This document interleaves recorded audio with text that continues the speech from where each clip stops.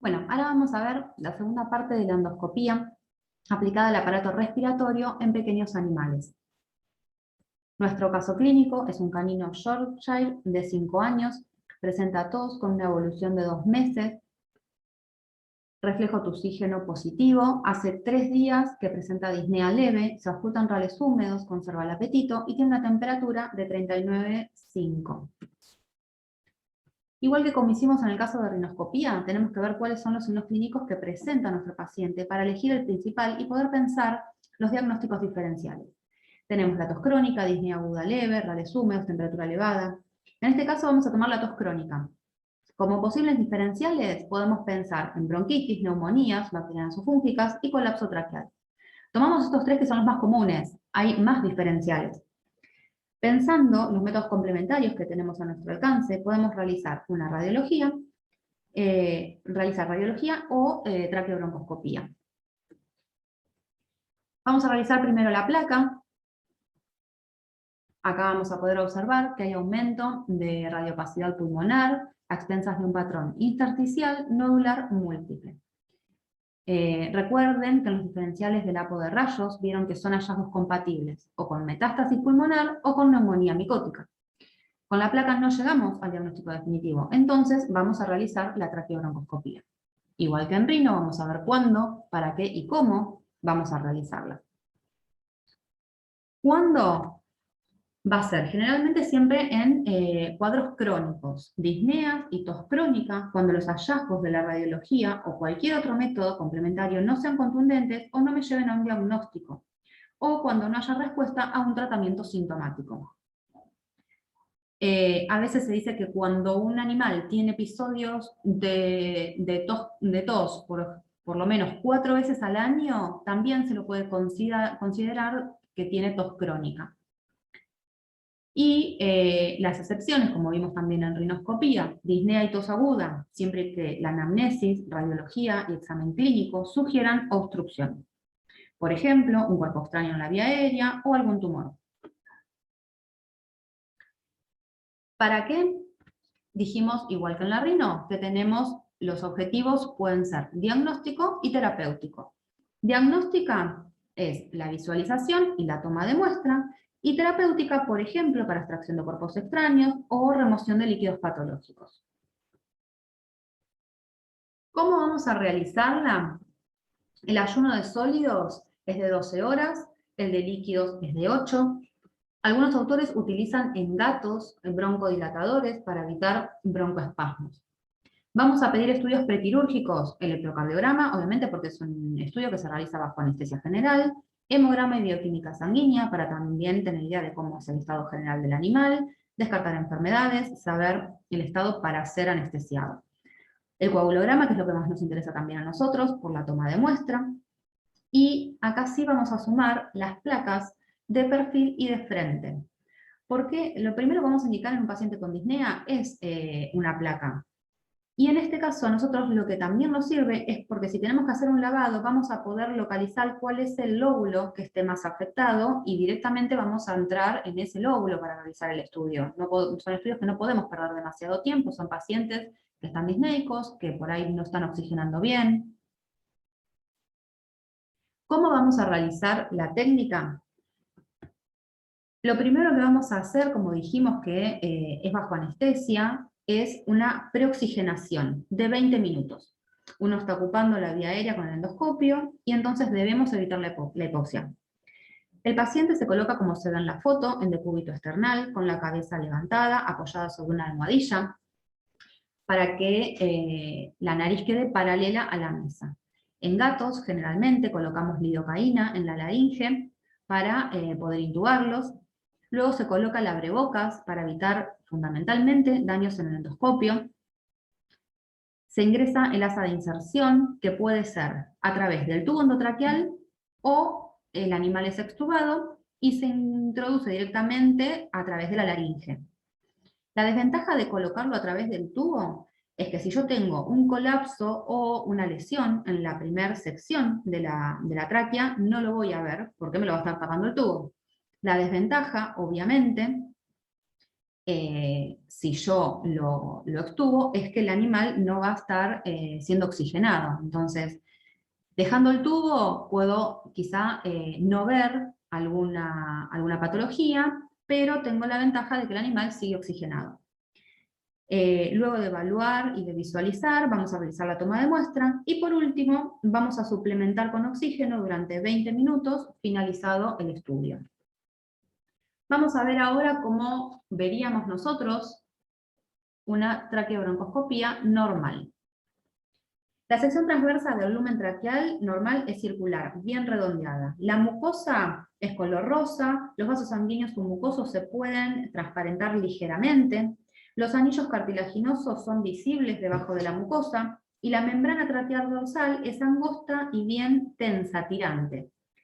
La carina es eso que ven ahí, es la separación aguda que divide la tráquea en dos bronquios principales, derecho e izquierdo, y también vamos a poder observar las secciones transversas de los bronquios, que también son circulares y se van a mantener abiertos durante la respiración.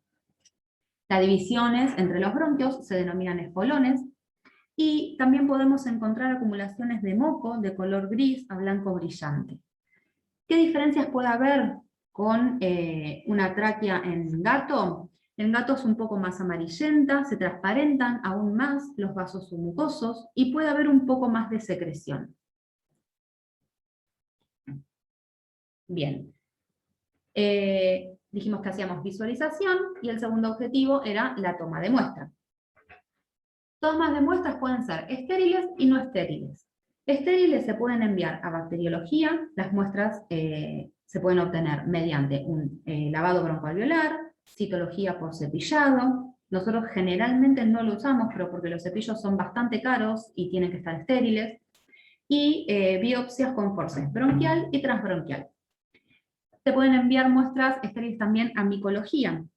Las muestras se tomarían también por un lavado broncoalveolar o por una biopsia con forceps, porque también se observan bien los hongos en tejidos. Si realizamos muestras no estériles, las podemos enviar a citología, también se toman muestras por un lavado o por cepillo. A histopatología se pueden tomar por biopsias, bronquial o transbronquial, que se envían en fórmula al 10%, y a microscopía electrónica también se toma la biopsia con forceps bronquial y se envía en glutaraldehído al 5%. Acá vamos a ver los ejemplos de cómo se toman las muestras. Este video lo habíamos visto en la parte de laringe, era el gran danés que estaba con una parálisis laringea. Recuerdan ahí cómo se veía que las cuerdas se mueven solo por el pasaje del aire. Y ahora va a ingresar a lo que es tráquea. Las muestras se realizan con pinzas de biopsia, se toma muestra de la mucosa bronquial, eso es importante que lo recuerden, o de alguna lesión en caso de que exista. Y es una biopsia que se realiza para diagnosticar lesiones del árbol traqueobronquial. Ahí ven cómo sale la pinza y toma la muestra. Ese sangrado es normal.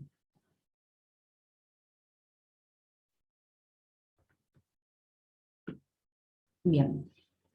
Este es un ejemplo de biopsia con forceps transbronquial. Ay, perdón, ahí se me pasó. Ahí está. Esta muestra me permite tomar muestras de parénquima pulmonar para diagnosticar problemas intersticiales, alveolares o nodulares. Acá lo que nosotros hacemos es colocar el endoscopio a presión en el bronquio más pequeño que permita el endoscopio, tanto sea por el largo o por el diámetro, y la muestra va a ser obviamente a ciegas. Nosotros lo que vamos a estar haciendo es encastrar el endoscopio en el bronquio y vamos a sacar la pinza, no la vamos a ver como en el caso anterior. Obviamente, esta toma de muestras tiene sus complicaciones, como pueden llegar a ser hemorragias o neumotoras.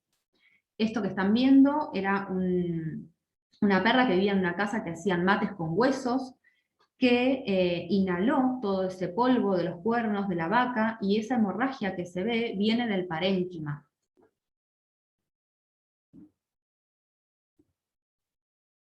Bien, y esto es un ejemplo del lavado broncoalveolar, nosotros lo que vamos a hacer es colocar un tubo en T, que es este tubo que ven acá, entre el endoscopio y el aspirador. Nosotros entonces vamos a instilar solución salina estéril, que son más o menos 20 mililitros, a través del canal de trabajo del endoscopio, y luego vamos a aspirar. Se tiene que tratar de recuperar por lo menos el 70% de lo instilado, y después en el tubito nosotros tenemos que ver en la parte de arriba un poquito como de espuma, que eso nos indica que es el surfactante y que la muestra estuvo bien tomada. Está indicado cuando se presentan enfermedades en los lóbulos o vías aéreas inferiores o alguna enfermedad pulmonar intersticial.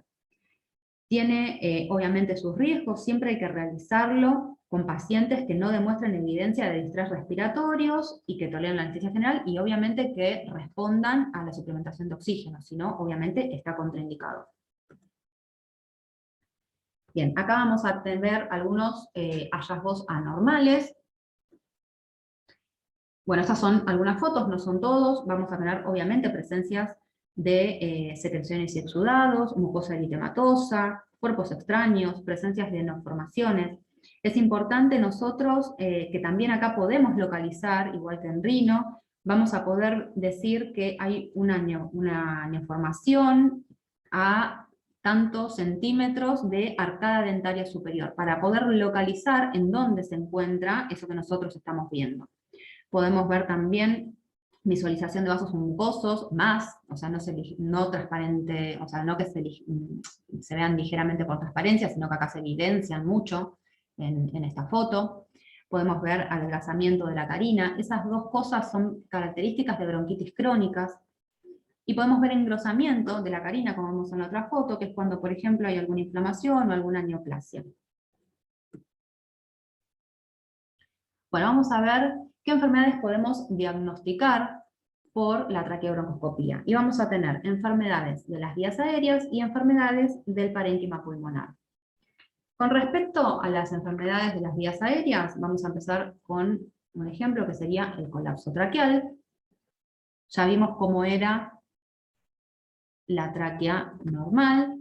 Acá lo que vamos a ver en el colapso es que la membrana va a estar péndula, ¿sí? No está tirante, como la habíamos visto, bien tensa, está redundante sobre el segmento afectado. Y los cartílagos pierden esa forma circular que habíamos dicho que tienen que tener a la sección transversa. También ahí se ve el colapso del bronquio. El bronquio también tenía que tener esa sección transversa bien circular y debería permanecer abierto durante toda la respiración. En este caso ustedes ven cómo se está achatando esa luz. Es importante hacer el estudio porque hay diferentes grados de colapso, entonces es útil para poder determinar la severidad del cuadro y establecer un pronóstico. Tenemos también la bronquiectasia. La bronquiectasia es la dilatación permanente de las vías aéreas, generalmente por fibrosis irreversibles, y nos indican procesos crónicos. Acá tenemos cuando está afectada la permeabilidad del pasaje aéreo, cuando hay obstrucciones que pueden ser intramurales, endomurales o extramurales. Cuando la obstrucción es intramural, significa que está dentro de la pared de la tráquea. Por ejemplo, un tumor infiltrante de la pared, como un condroma. Cuando la obstrucción es extramural, es por fuera de la pared, hay una compresión extrínseca. Entonces, por ejemplo, puede ser un tumor que comprometa el esófago y comprime la tráquea. Y la obstrucción endomural significa que está dentro de la luz traqueal, como por ejemplo un cuerpo extraño, acá en este caso estamos viendo un diente. Otros ejemplos, tenemos la hipoplasia traqueal, es bastante común en los bulldogs, es un defecto congénito, hay un desarrollo insuficiente de los anillos traqueales y la sección transversa de la luz es menor de lo normal y no es redondeada. La ruptura traqueal se da generalmente en gatos o en perros de talla pequeña, luego de un trauma. Se rompe la tráquea cerca de la carina o a la entrada del tórax, y los tejidos mediastínicos lo que forman es como una pseudotráquea entre los dos extremos. Entonces, no hay signos inmediatos, generalmente pasan 20 días, un mes, desde el trauma, y lo que se observa es un anillo fibroso, donde se produjo la ruptura, que es esto que ven acá, y después la luz del bronquio que está disminuida por todo ese tejido fibroso. Otro ejemplo es la torsión lobar. Una torsión lobar es la rotación de un lóbulo pulmonar. La rotación provoca estrangulamiento del bronquio y de los vasos, obstruyendo la ventilación y circulación. Y nosotros lo que vamos a ver en el estudio es que está obstruida la entrada al bronquio. Y por último tenemos la fístula tráqueo-broncoesofágica, que es una comunicación entre el esófago y el bronquio, que puede ser congénito o adquirido por un traumatismo o algún cuerpo extraño. Bien, vamos a ver ahora, dentro de las enfermedades de vías aéreas, las inflamaciones no infecciosas. Tenemos, por ejemplo, el asma felino, es un proceso inflamatorio no infeccioso de vías aéreas, y es un proceso de hipersensibilidad a alérgenos, bacterias o parásitos, que lo podemos diagnosticar mediante un lavado broncoalveolar que se manda a analizar a citología. Tenemos también, como ya habíamos nombrado, la disquinesia ciliar primaria. Lo que vamos a tomar es una biopsia bronquial para microscopía electrónica. Y tenemos también el ejemplo de daños por inhalación de gases o aspiración, que tenemos un video.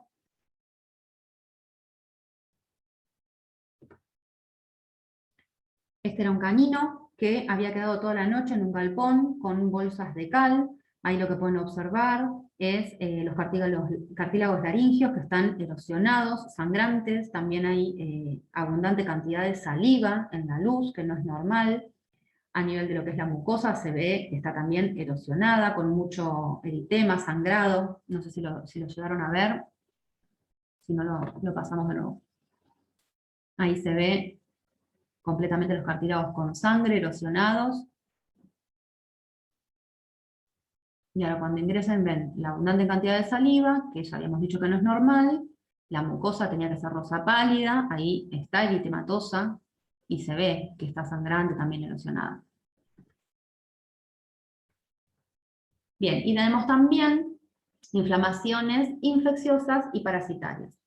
Un ejemplo es el Oslerus osleri, es un parásito que provoca la formación de nódulos en relación con la carina o con los bronquios mayores.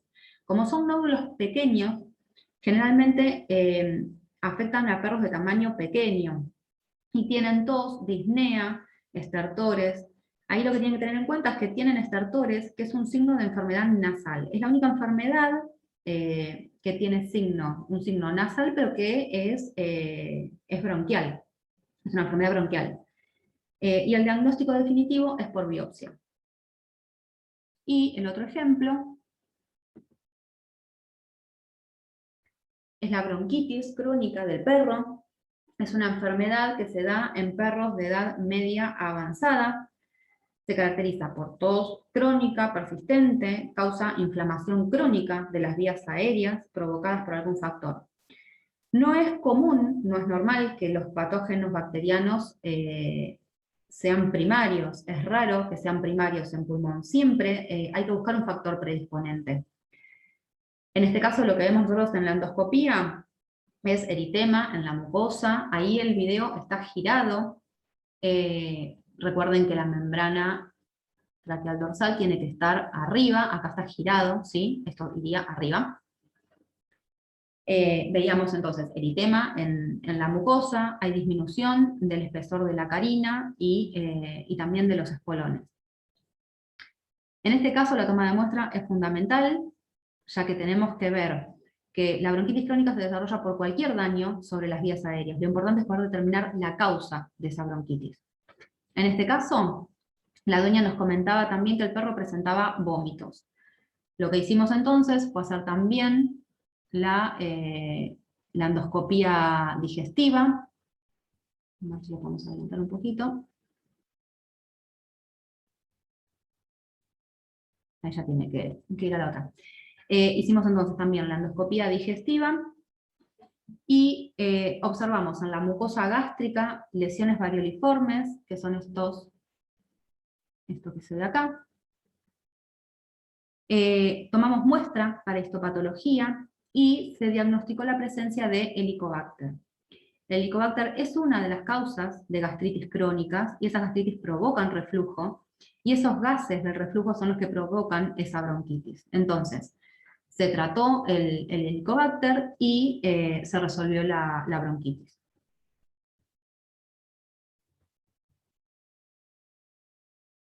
Bien, vamos a ver ahora entonces las enfermedades en relación al parénquima pulmonar. Tenemos neumonías bacterianas.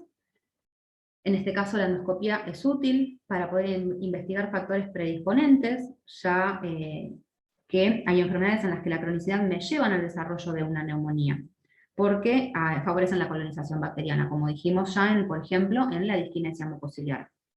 Neumonías micóticas, tenemos varios ejemplos: blastomicosis, criptococosis, histoplasmosis.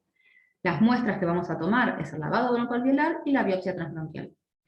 Neumonías parasitarias, el Aurelostronchilus, que es común en gato, y se diagnostican por encontrar las larvas en el lavado broncoalveolar.